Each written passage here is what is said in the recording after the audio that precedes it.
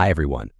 In this video, I'll show you how to blur the sides of a vertical video in Adobe Premiere Pro, giving it a more polished and professional look. First, go to File and create a new sequence that matches the frame size of the video you want to make. I will use a frame size that fits the YouTube video size of 1920 x 1080. Now that we have the sequence, the next step is to drag your video file to it.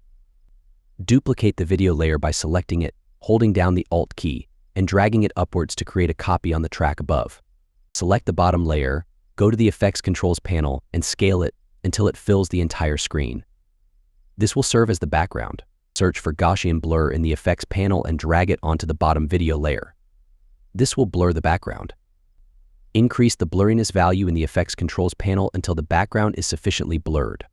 A value between 10 and 25 works well. If needed, adjust the position and scale of the background layer to ensure the blurred sides look balanced and aesthetically pleasing.